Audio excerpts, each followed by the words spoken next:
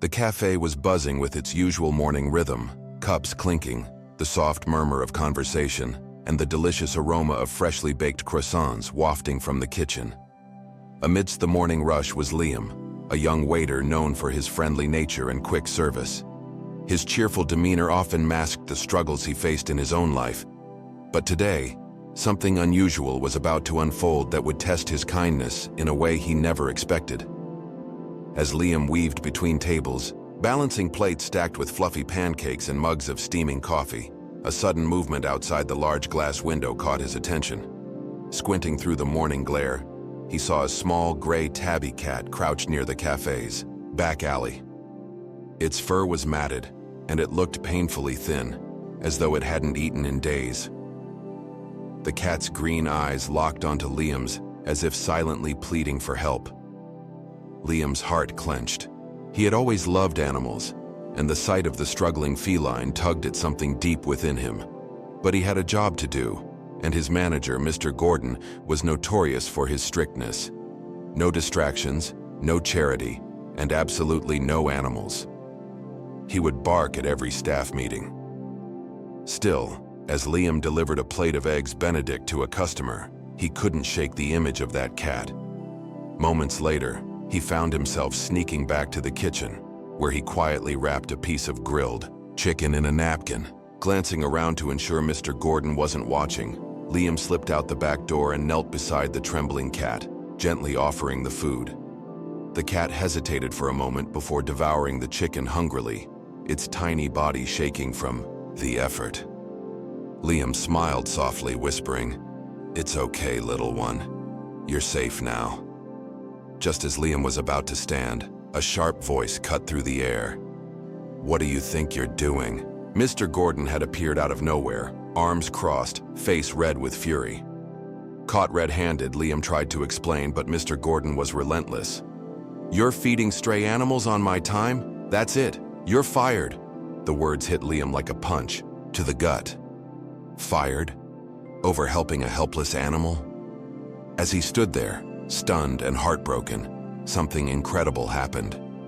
A woman, elegantly dressed and sitting on the cafe's terrace, had witnessed the entire scene.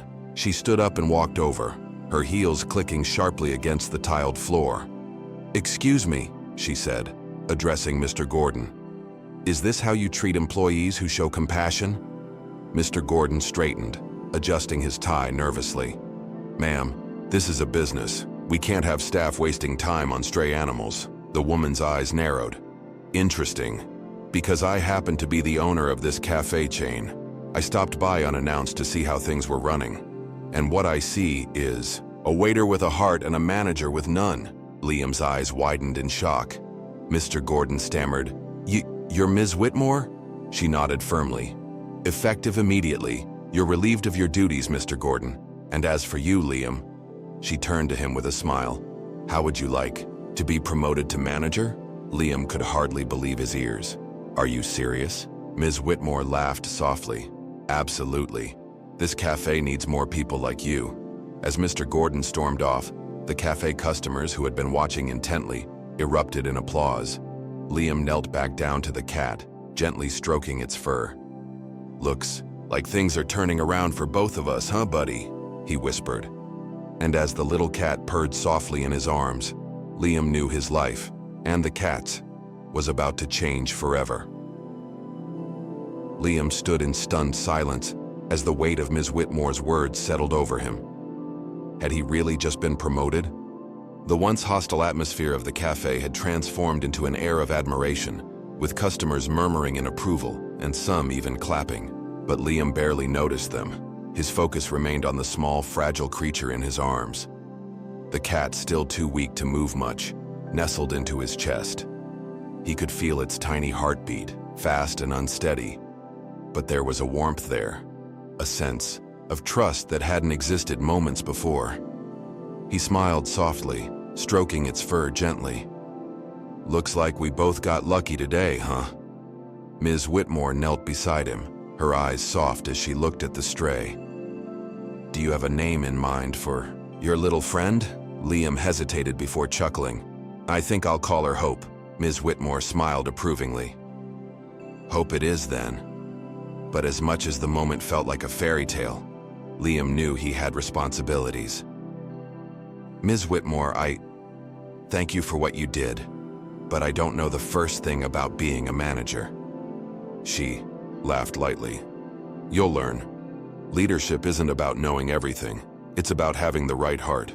And from what I just saw, you have that in abundance. The rest of the day passed in a blur. News of the dramatic firing and promotion spread like wildfire among the cafe's staff and regular customers.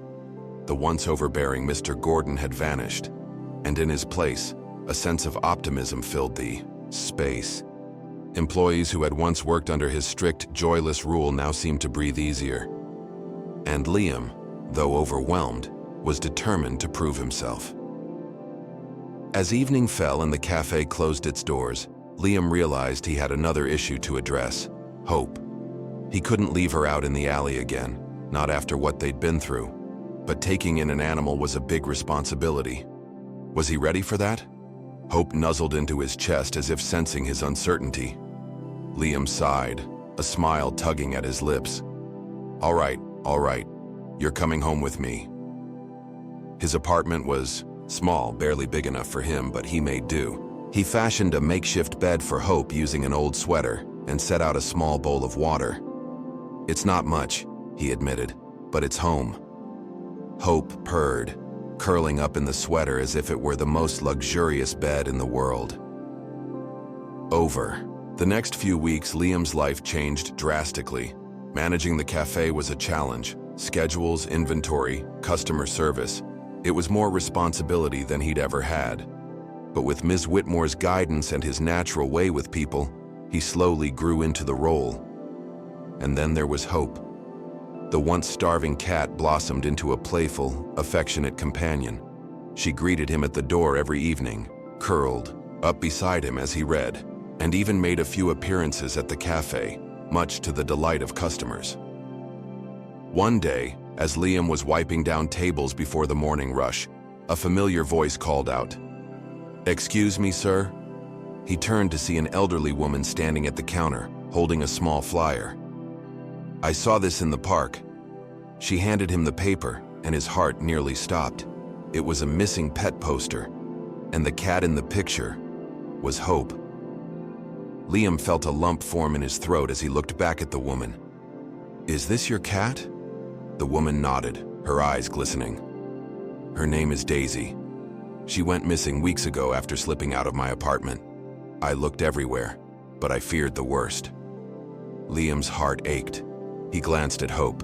Daisy, curled, up in her usual spot by the cafe's window, oblivious to the emotional turmoil unfolding around her. This cat had been through so much. He had saved her, and in return she had changed his life. But was he really about to say goodbye? He knelt beside the elderly woman. "She's been with me for weeks now. She was starving when I found her." The woman sniffled.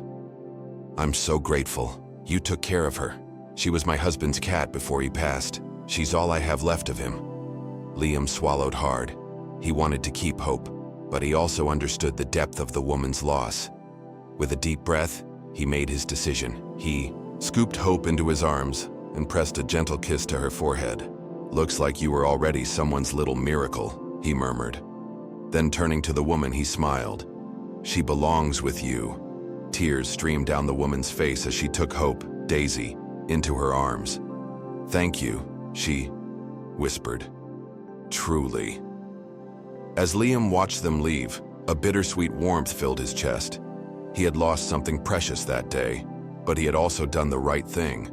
And as he returned to his cafe, now his cafe, he realized something else. There would always be more animals to save, more kindness to give, and more hope to share. And that was something worth living for. Harper hugged the tiny puppy close to her chest, feeling its warmth seep into her. Her heart pounded with excitement and disbelief. A new job? And not just any job, a management trainee position. It felt surreal. The man in the sleek black car stepped out, extending his hand. "I'm Richard Lawson. My company owns a chain of boutique hotels, and I believe we could use someone with a heart like yours." Harper shook his hand firmly, her mind racing. I don't know what to say. Are you sure?" Richard chuckled. "Very sure. People like you make the best leaders." Before she could respond, the puppy whimpered in her arms, pressing his tiny head against her chest. Harper smiled down at him. "And, what about him?" Richard smirked. "Well, every hotel could use a mascot, right?" Harper let out a breathless laugh. "I guess so." 2 days later, Harper stood in front of a grand glass-paneled building, the Lawson Grand Hotel. The shimmering gold letters on the entrance gleamed under the morning sun. She still couldn't believe she was here. Inside, the marble floors reflected dazzling chandeliers, and uniformed employees bustled about with efficiency. The atmosphere buzzed with professionalism, a stark contrast to the casual warmth of Mel's diner. Richard met her in the lobby, smiling warmly. "Welcome to your new journey, Harper." She adjusted her new blazer, so different from the stained apron she had worn just days ago. The tiny puppy, now clean and wearing a little red bandana around his neck, trotted beside her. "Let's get started," Richard said, leading her to the elevator. "There's a lot to learn." Harper took a deep breath. She had no idea what the future held, but one thing was certain. This was just the beginning of something incredible. Harper was quickly introduced to the fast-paced world of hospitality. She shadowed managers, learned about customer service, and even handled small operational tasks. She was determined to prove that Richard hadn't made a mistake in hiring her, but not everyone was as welcoming. Some senior employees whispered behind her back, skeptical of how a waitress with no formal experience had landed such an opportunity. One in particular, a sharp-faced woman named Claudia, made her doubts clear. "This isn't a diner, Harper," Claudia said coldly one evening. "You can't just smile and expect everything to go your way." Harper stiffened but met her gaze steadily. "I know that, and I'm willing to work hard." Claudia smirked. "We'll see." Determined to prove herself, Harper stayed late. Every night, studying manuals, observing customer interactions, and absorbing everything she could. The little puppy, whom she had named Lucky, stayed by her side, often curling up under her desk as she worked. One evening, as she was reviewing some files in the lounge, she overheard a panicked voice. "The celebrity guest, his suite isn't ready." Harper's head shot up. A famous actor had booked the penthouse, but something had gone wrong. She immediately rushed to the front desk. "Tell me what's missing," she asked the stressed-out receptionist. The room was supposed to have a customized setup with rare orchids and a special brand of chocolates, the receptionist stammered. "But the vendor didn't deliver," Harper thought fast. "Okay, where's the nearest florist?" "Down the street, but they close in 10 minutes. I'll go." Without another word, Harper grabbed her coat, whistled for Lucky, and sprinted out. By the time she returned, her arms full of orchids and chocolates she had sourced from a nearby boutique, the actor's car had just pulled up. Harper and the staff rushed to prepare the suite, setting everything perfectly within minutes. When the celebrity walked in, he was met with exactly what he had requested. He turned to Richard, clearly impressed. "You've got an exceptional team here," Richard smiled knowingly. "We do indeed." Later that night, as Harper finally sat down, exhausted but satisfied, Richard approached her. "You handled that well." Harper grinned. "I guess working in a diner teaches you how to think on your feet." Richard chuckled. "And that's exactly why you belong here." As weeks passed, Harper's confidence grew. She won over even her toughest critics, including Claudia. Her genuine warmth, quick thinking, and unwavering work ethic earned her respect. One evening, as she stood on the hotel's rooftop gazing at the city skyline, Lucky curled up at her feet. She thought back to that moment outside the diner, the moment she had chosen kindness over fear. It had changed her life forever. And as the city lights twinkled around her, Harper realized something profound. Sometimes, the smallest acts of kindness set the most incredible journeys in motion. Harper's days at the hotel became a whirlwind of challenges, learning, and small victories. She had finally found her rhythm, balancing her duties while still staying true to herself. Lucky had also become a beloved presence in the hotel, greeting guests at the entrance with an enthusiastic wag of his tail. But just when Harper thought she had proven herself, another test awaited her. One evening, as she reviewed the upcoming week's bookings, she noticed an urgent memo from Richard. A high-profile investor, Nathan Caldwell, was arriving in 2 days. The entire staff was on high alert. Securing Caldwell's investment would mean an expansion of the Lawson Grand brand, and everyone needed to be at their best. Claudia approached Harper with a smirk. "This is where the real professionals shine," she said. "Let's see if you can handle pressure beyond flower deliveries."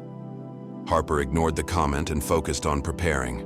She meticulously went over every detail of Caldwell's stay, making sure his room was stocked with his favorite imported tea and his preferred style of pillows. She worked alongside the chefs to curate a special menu, even organizing a private tour of the city's historic sites, since she had learned he was an architecture enthusiast.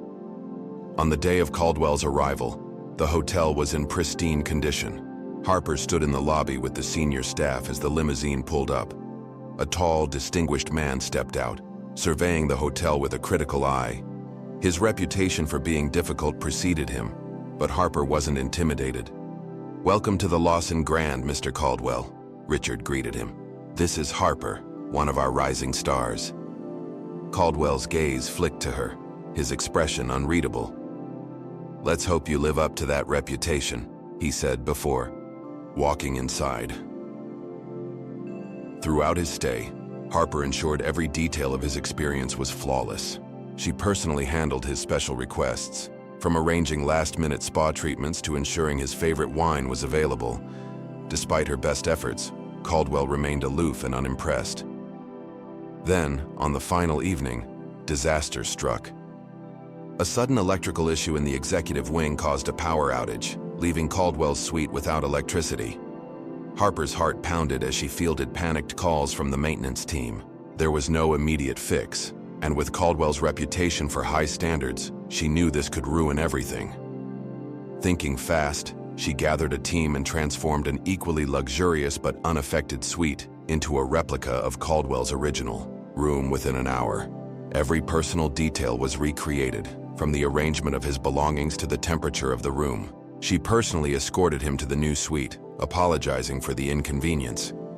Caldwell inspected the room in silence. After a long pause, he finally spoke. "This is impressive," he admitted. "Most hotels would have simply offered a discount and an apology. You, however, provided a solution before I could even complain." Richard, who had been watching quietly, gave Harper an approving nod. Claudia, for once, looked speechless. The next morning, as Caldwell prepared to leave, he turned to Richard. "Your staff is what makes this place exceptional," he said. "You have my investment." Richard shook his hand, then looked at Harper with pride. "And we have Harper to thank for that." As Caldwell left, Claudia approached Harper. "I'll admit it," she said grudgingly. "You're good," Harper grinned. "Took you long enough to notice." That evening, as she sat in the staff lounge with Lucky curled up beside her, Harper let out a deep breath. She had come a long way from that small diner. She had proven herself not just to others, but to herself. She had taken a chance on kindness. And in return, life had taken a chance on her. Harper's success with Nathan Caldwell's stay had solidified her place at the Lawson Grand, but she knew the journey was far from over. Every day brought new challenges, and she welcomed them all. Her bond with Lucky grew stronger, and the once stray puppy had become an unofficial member of the hotel, loved by staff and guests alike. One afternoon, Harper was reviewing reports in her office when Richard walked in with a thoughtful expression. He placed a file on her desk and gestured for her to open it. "I have a proposition for you," he said. Curious, Harper flipped open the file. Inside were details of a new hotel under the Lawson Grand brand, a historic building in need of renovation. It was smaller than their flagship hotel, but in a prime location with immense potential. Richard leaned forward. "I want you to lead this project." Harper's heart skipped a beat. "Me?" You've already proven you have the instincts and the work ethic. This would be your chance to show what you can do on a larger scale, Richard explained. You'll oversee everything, the renovations, the hiring, the grand opening. Harper swallowed. It was a huge step. Are you sure I'm ready? Richard smiled. The real question is, are you? After a moment of hesitation, Harper looked down at Lucky, who wagged his tail encouragingly. She took a deep breath. I'm in. The next few months were a whirlwind of planning and execution. Harper threw herself into the project, selecting designs, working with contractors, and curating a team that shared her vision. There were setbacks, delayed shipments, budget constraints, and unexpected repairs, but she tackled each one head-on. Claudia, surprisingly, offered her support.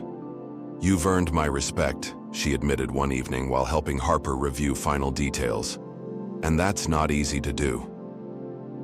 When the grand opening day arrived, Harper stood in the lobby, taking in the sight of the beautifully restored hotel. The chandelier sparkled, the rooms were pristine, and her hand-picked staff bustled around, ready to welcome their first guests. Richard approached her with a proud smile. You did it. Harper exhaled, her nerves settling. We did it. The first guests arrived, among them a woman who seemed familiar. As she checked in, Harper realized it was the same woman who had been at Mel's diner the day she was fired. The woman had been a quiet customer sitting in the corner, watching the scene unfold that fateful day. The woman approached Harper with a kind smile. I knew you had something special in you back then. And now, look at you. Harper blinked in surprise. You remember me? The woman nodded. People who lead with kindness always stand out. Congratulations, Harper. You deserve all of this. As the woman walked away, Harper felt a wave of emotions crash over her. Her journey had started with one small act of kindness, and now, here she was, standing in a place she had built with her own hands, surrounded by people who believed in her. She knelt down and ruffled Lucky's fur. We made it, buddy. Lucky licked her hand as if to say, and we're just getting started.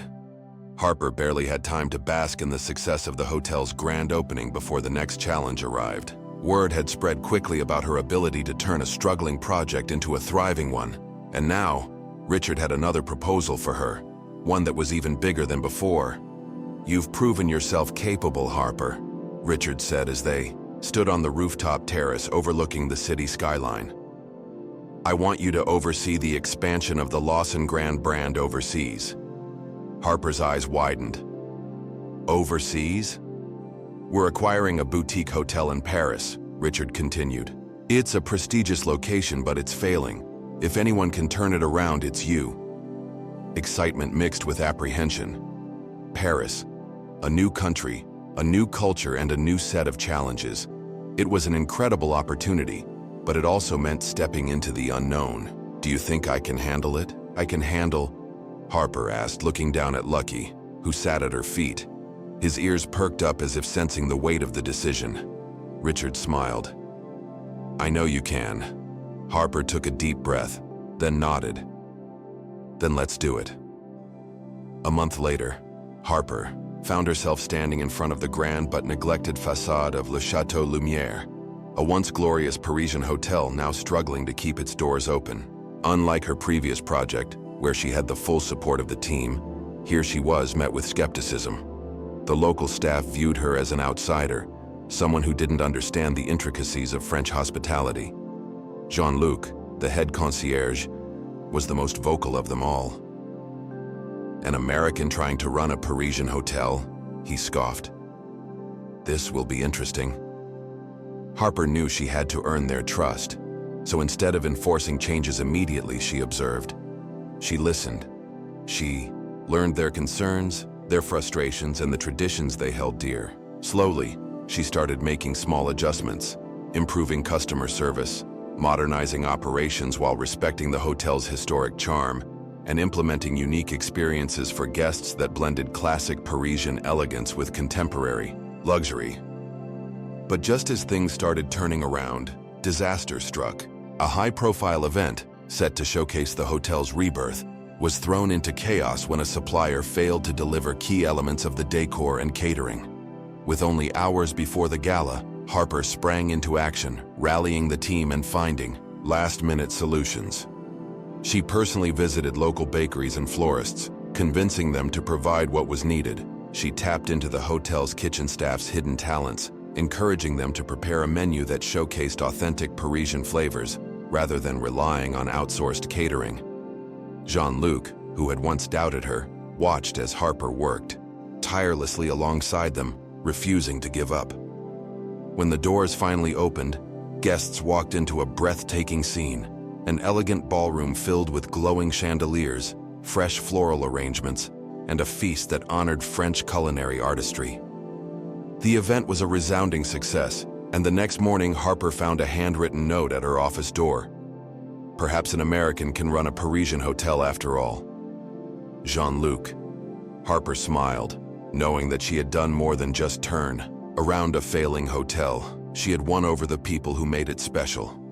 As she leaned down to scratch behind Lucky's ears, she realized that this was exactly where she was meant to be. Her journey was far from over. In fact, it felt like it was only just beginning. The success of Le Chateau Lumière cemented Harper's reputation in the hospitality industry. What had started as a single act of kindness in a small diner had now led her to transforming hotels across continents. But just as she was beginning to settle into her Parisian role, Richard called her with an urgent request.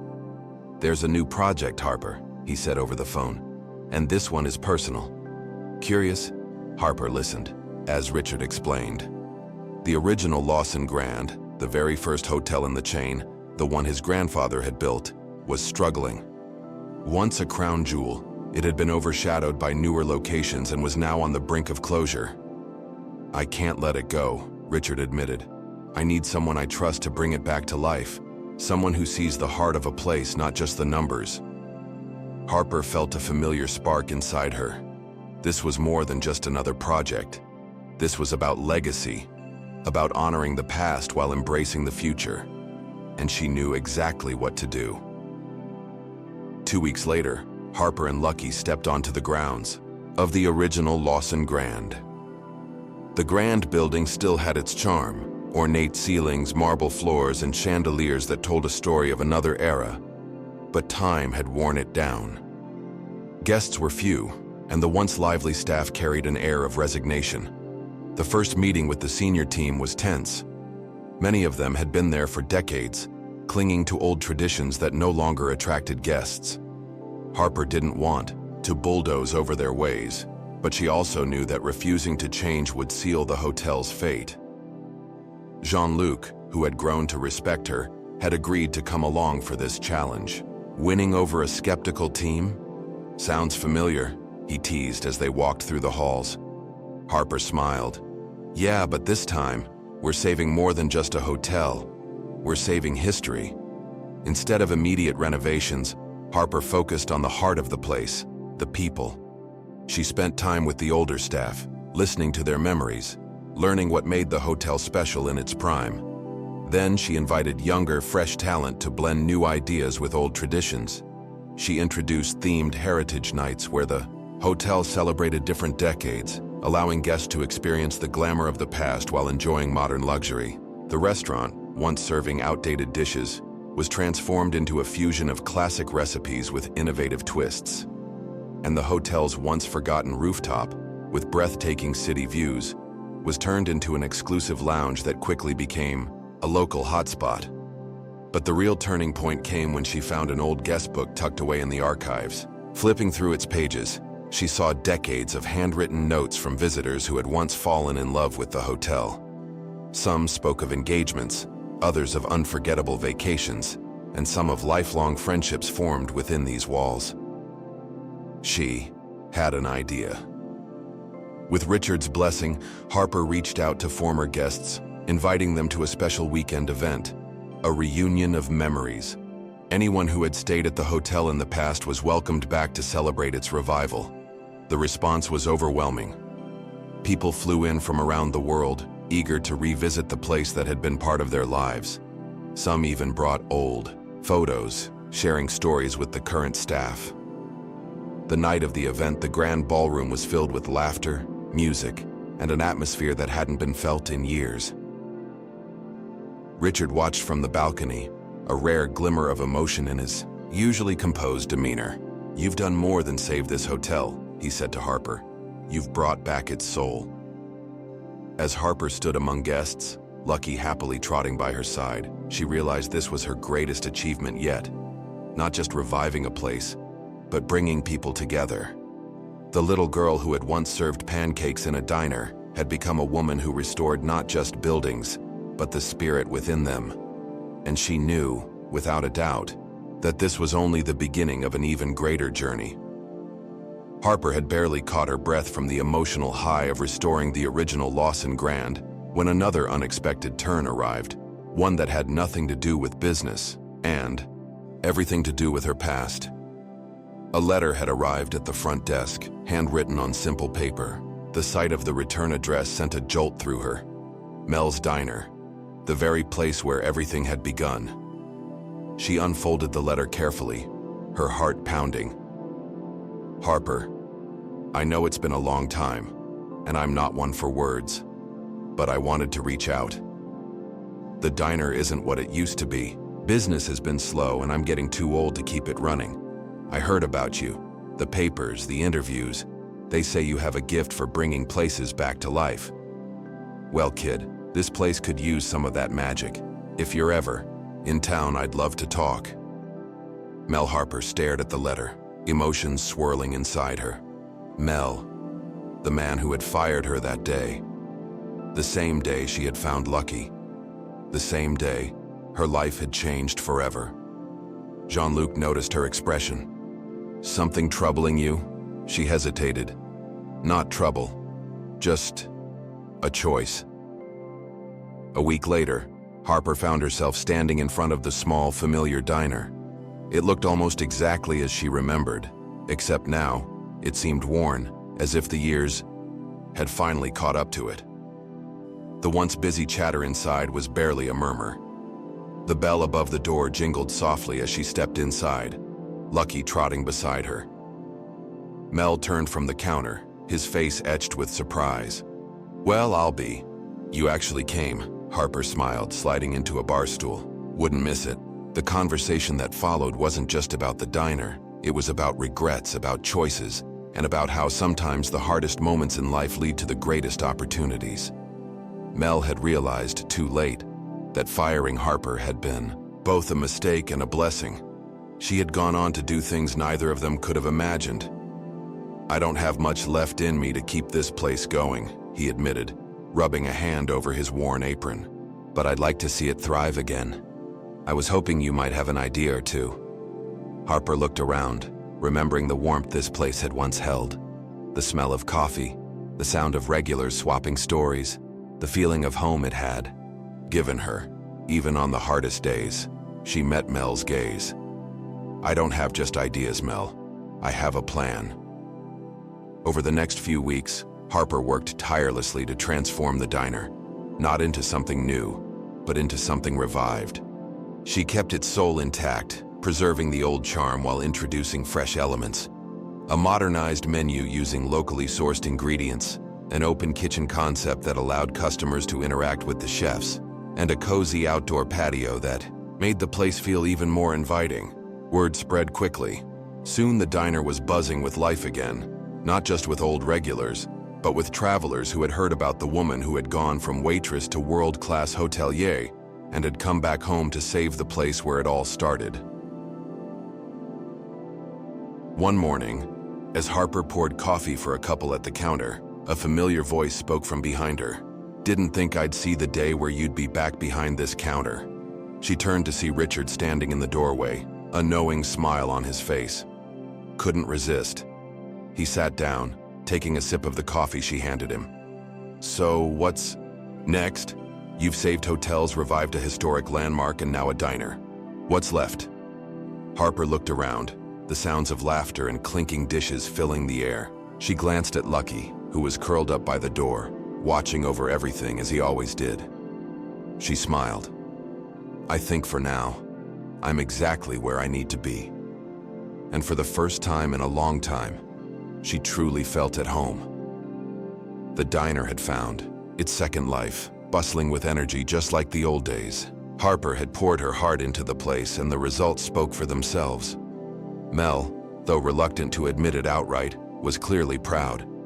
He moved a little slower now, but he still had that same gruff humor, teasing Harper as she handled customers with her signature warmth.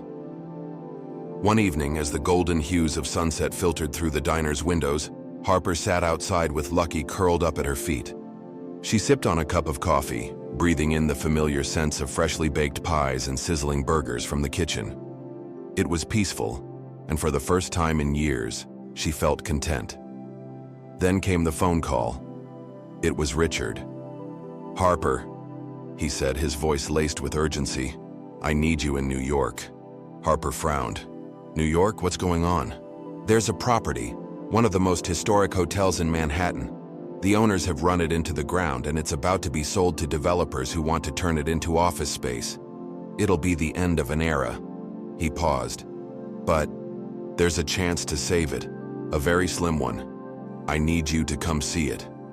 Harper hesitated, looking around at the diner, at Mel wiping down the counter, at Lucky snoozing beside her. She had just started to feel settled again, to feel like she had found home, but deep down she knew her journey wasn't over yet. A few days later, Harper stepped out of a cab onto the bustling streets of Manhattan. Towering buildings lined the sky, and at the heart of it all stood the Windsor Grand. It had once been an icon, a place where celebrities and dignitaries had stayed, where history had been made. Now, its grand facade was faded, its lights dimmed, its future uncertain. Richard met her at the entrance. "It's worse than I thought," he admitted as they walked inside. The lobby, once glamorous, now felt hollow. Faded carpets, peeling wallpaper, and a front desk that looked like it hadn't seen a happy customer in years. "The owners don't believe it can be saved," Richard continued. "They think the money is in selling the land, not the legacy." Harper looked around, her fingers trailing over the wooden counter. "They don't see what's still here," she murmured. She saw the way the chandeliers, though dusty, still carried elegance. The way the grand staircase whispered stories of the past. The way the very bones of the hotel still held the kind of charm that couldn't be recreated in a new building. She turned to Richard. "I'll do it." The challenge ahead was unlike anything she had faced before. This wasn't just a renovation. This was a fight against time and doubt. But Harper had learned something over the years. Sometimes all a place needed was for someone to believe in it again. And as she stood in the middle of that forgotten grand lobby, she knew she was ready to do just that. Harper wasted no time diving into the challenge of saving the Windsor Grand. The task ahead was daunting. The hotel's reputation was tarnished. Funding was limited, and the current owners were reluctant to believe in its potential. But if there was one thing Harper had learned through her journey, it was that the greatest transformations often started with the smallest steps. She began by walking through every inch of the hotel, talking to the remaining staff who had stayed despite the hardships. The head housekeeper, an elderly woman named Margaret, had worked there for over 30 years. The concierge, Luis, had once welcomed presidents and royalty. These people weren't just employees. They were the heart of the Windsor Grand. And they had been forgotten. "The owners think we're just waiting for the inevitable," Margaret said one evening as she dusted off an old chandelier in the lobby. "But this place was special once, it could be again." Harper nodded. "Then let's remind them." She started with small, visible changes: fresh paint in the lobby, polished marble floors, and replacing dim lighting with the warm, golden glow that had once made the Windsor Grand feel like home. Then, she focused on the experience. She and Luis created a program highlighting the hotel's storied past, from famous guests to historic events, transforming its history into a selling point rather than a forgotten relic. But just as momentum was picking up, she hit her biggest roadblock yet. The current owners announced they were pushing forward with the sale. The hotel would be demolished in 60 days. Harper refused to back down. She reached out to investors, historical preservation organizations, and even former guests who had emotional ties to the Windsor Grand. She called in every favor, every contact she had made throughout her career. Even Richard, who had always supported her, looked skeptical. "Harper, you've done incredible things, but this is different," he warned. "These developers have deep pockets. You're up against more than just neglect, you're up against business." "Then I'll make them see what they're throwing away," Harper said, determination burning in her eyes. She planned one final event, a grand reopening weekend before the sale could go through. A chance to prove, once and for all, that the Windsor Grand wasn't just a building, it was history. It was a home. It was worth saving. Margaret, Louise, and the entire staff worked tirelessly. They reopened the grand ballroom, restored the rooftop garden, and even unearthed old photographs and letters from past guests, showcasing decades of memories. The hotel wasn't just being revived, it was coming back to life. The night of the event, the Windsor Grand was glowing. The chandeliers sparkled, the halls buzzed with laughter and music, and the city's elite, former guests, and even journalists filled the lobby. Harper stood at the center, watching as people marveled at the transformation. A reporter approached, her microphone in hand. "Ms. Harper, you've brought this place back from the brink. Do you think it's enough to stop the sale?" She smiled, looking around at the life that had returned to the Windsor Grand. "I think this hotel just told them exactly why it should stay."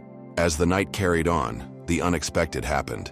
The very developers who had planned to tear down the hotel started to reconsider. Investors saw the potential. Public support surged. And, as Richard walked up to Harper with a rare look of admiration, he simply said, "You did it." A week later, the news broke. The Windsor Grand had been saved. The owners had agreed to sell it to an investor group that valued its legacy, and Harper was offered the role of managing director. As she stood on the rooftop garden, looking out at the city lights, Lucky curled up at her feet. Harper exhaled. She had fought harder for this than anything before, and she had won. The girl who had once fed a stray puppy behind a diner had now saved one of New York's most historic hotels. And yet she knew this was only the beginning. Harper settled into her new role as managing director of the Windsor Grand, but with success came even greater expectations. Now that the hotel was saved, it was up to her to ensure it thrived in a highly competitive market. She had won the battle, but the real war had just begun. The first major challenge came in the form of an unexpected guest, one who carried more weight than any investor or journalist. A member of the royal family had chosen to stay at the Windsor Grand during an upcoming visit to New York. It was a golden opportunity to cement the hotel's reputation, but it also meant everything had to be flawless. Harper wasted no time assembling her best staff, ensuring that every detail, from the security arrangements to the personalized service, was executed to perfection. She worked late nights, overseeing renovations in the royal suite, consulting with top chefs to design a menu that reflected both elegance and comfort, and personally curating a selection of books and decor that suited the guests' tastes. But just when things seemed to be under control, a crisis struck. A severe storm hit the city, causing an unexpected power failure in the hotel just 2 nights before the royal arrival. The backup generators kicked in, but some areas of the hotel, including the royal suite, were still affected. Panic set in among the staff. The electricians estimated that repairs could take days, which was time they didn't have. Harper refused to let this setback define them. She called an emergency meeting and made quick decisions. The royal suite was temporarily moved to another wing, and she worked with the maintenance team overnight to restore as much power as possible. She personally oversaw the preparations, making sure the temporary suite felt just as luxurious as the original. By the time the royal guest arrived, not a single flaw was noticeable. The stay went smoothly, the service was impeccable, and the Windsor Grand received glowing international press coverage for how it handled adversity with grace and efficiency. After the visit, Richard called her. "You just put the Windsor Grand back on the map in a way no investor ever could." This hotel isn't just saved, Harper, it's legendary again. Despite the exhaustion, Harper smiled. I think we're just getting started. As she walked through the grand lobby, she paused to admire how far she had come. The once forgotten hotel was now thriving. Guests filled the halls, the staff beamed with pride, and Lucky, her loyal companion through it all, sat at his usual spot near the entrance, wagging his tail at everyone who walked in. Harper had transformed, more than just buildings. She had given places a second life, people a renewed purpose, and herself a journey she never could have imagined. And as she stood at the heart of it all, she realized that her story, like the Windsor Grand's, was far from over. As the Windsor Grand flourished under Harper's leadership, her reputation in the hospitality industry grew. Invitations poured in from prestigious events, partnerships with elite brands were proposed, and investors now sought her expertise for struggling properties worldwide. Yet despite her soaring success, Harper never lost sight of what truly mattered: the people, the stories, and the soul behind every place she touched. One evening, as Harper reviewed expansion plans in her office, she received a letter, one that would change everything.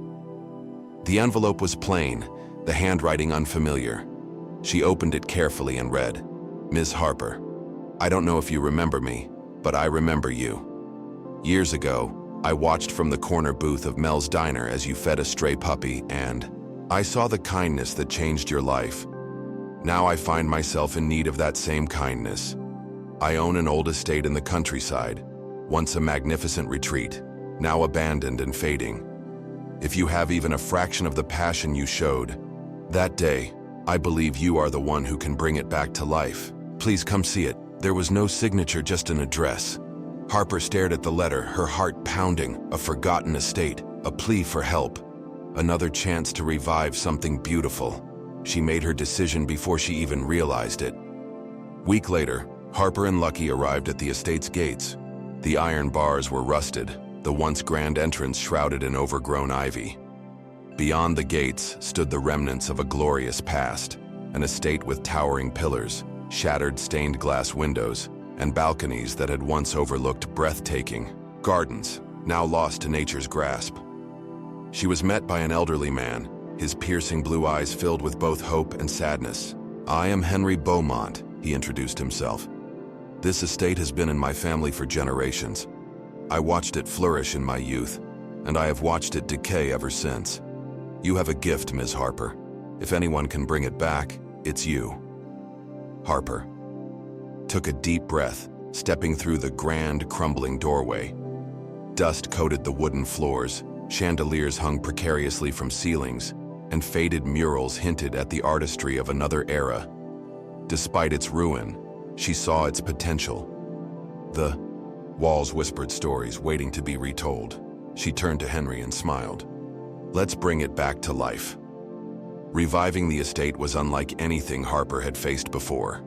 Hotels had systems, structures, and teams. This was a forgotten dream, with no blueprints, no guidelines, just history and heart. The challenges were relentless. Weeks turned into months. Harper assembled a team of historians, architects, and artisans, ensuring every detail honored the estate's legacy. The staff she hired weren't just workers, they were believers, people who saw the beauty in restoration rather than replacement. The locals, once skeptical, soon became part of the journey. Artists contributed their work, farmers supplied fresh produce for the estate's future kitchen, and musicians offered to perform at its grand reopening. It wasn't just about restoring a building, it was about reigniting the soul of a forgotten community. Then, disaster struck. A fire broke out in one of the estate's wings during restoration. Harper arrived to see flames licking at the structure, fear gripping her heart. She had come too far to lose it all now. The fire department managed to contain the damage, but the setback was devastating. Henry stood beside her, watching the embers glow in the darkness. Maybe it's a sign, he said, voice weary. Maybe some things aren't meant to be saved. Harper turned to him, determination blazing in her eyes. No, some things are meant to rise again. and this is one of them. The fire didn't break them, it strengthened them. The community rallied even harder. Volunteers arrived from nearby towns, and Harper pushed forward with more determination than ever. She poured her soul into every detail, ensuring that when the estate reopened, it wouldn't just be a retreat, it would be a symbol of resilience, history, and hope. The grand reopening arrived at last. The estate stood tall, reborn, a breathtaking blend of past and present. The once abandoned halls were now filled with light, laughter, and music. The gardens, once lost to time, bloomed again. Henry, now beaming with pride, took Harper's hands in his. "You did more than restore a building," he said. "You restored a legacy." As Harper stood on the grand balcony, looking down at the people who had made this dream possible, she realized something profound. Her journey had started with a single act of kindness, a meal for a hungry puppy. That kindness had taken her across the world, saving hotels, reviving places, touching lives. And yet she knew her story wasn't done. Not yet. There was always another forgotten place waiting to be found, another story waiting to be rewritten, another chance to turn ruins into something extraordinary. And wherever that journey led, Lucky would be by her side, just as he had been from the very beginning. As the days turned into weeks, Harper found herself reflecting on her journey. The estate had been her most personal project yet, not just because of its grandeur, but because of what it represented, a forgotten story brought back to life. Yet, deep inside, she knew that she wasn't meant to stay in one place for too long. Her heart belonged to the journey, to the challenge of finding what was lost and making it shine again. One evening, as she walked through the estate's candlelit halls, she received a phone call. It was Richard. "Harper, we have a situation in Italy," he said without preamble. She raised an eyebrow, intrigued. Define situation. A centuries-old vineyard estate in Tuscany. It was once a thriving family business, producing some of the finest wines in the region. But due to financial struggles and legal complications, the family is on the verge of selling it to developers who plan to turn it into a luxury resort. He paused. "If that happens, generations of history will be wiped away. I know this isn't your usual hotel project, but I thought of you." Harper felt a familiar rush of anticipation. "I'll be on the next flight." A few days later, she and Lucky arrived in the rolling hills of Tuscany, where golden vineyards stretched endlessly under the afternoon sun. The air was thick with the scent of ripened grapes, and the estate itself, Villa Bellavista, stood like a forgotten relic of time. Though still beautiful, it bore the weight of neglect. The vines were overgrown, the barrels in the cellar untouched for years, and the main villa's once stunning architecture was slowly crumbling. She was greeted by Luca Moretti, the last heir of the vineyard. He was a man in his early 40s, his expression weary yet guarded. "You're the famous Harper, then?" he said, offering a firm handshake. "Richard spoke highly of you, but I have to be honest. I don't know if this place can be saved." Harper smiled. "That's what they always say before I prove them wrong." Luca chuckled, but his doubt remained evident. "Come, I'll show you what you're up against." The tour of the estate revealed both its beauty and its struggles. The vineyard had once produced award-winning wines, but years of legal battles and financial mismanagement had left it barely operational. The staff, once a thriving community of winemakers and farmers, had dwindled. Most of the remaining workers were old, clinging to tradition, but lacking the resources to modernize. "They want to turn this into a resort with a golf course and spa," Luca admitted, bitterness in his voice. "They say that's the future, that the world doesn't care about wine anymore." Harper turned to him, determination shining in her eyes. "Then we'll prove them wrong." And so, the battle for Villa Bellavista began. Harper threw herself into the project with relentless passion. She met with winemakers, studied the land, and consulted experts to understand how to revive the vineyard. She encouraged Luca to tap into his family's old techniques while incorporating modern innovations. They cleaned out the wine cellar, reintroduced small batch production, and invited renowned sommeliers to taste test their first restored vintage. The turning point came when Harper proposed something radical, a grand wine festival, open to the public, celebrating the estate's history and revival. At first, Luca was hesitant. "It's a huge risk," he said. "What if no one comes?" "Then we drink a lot of wine by ourselves," Harper joked. "But trust me, people will come." The festival was a spectacle.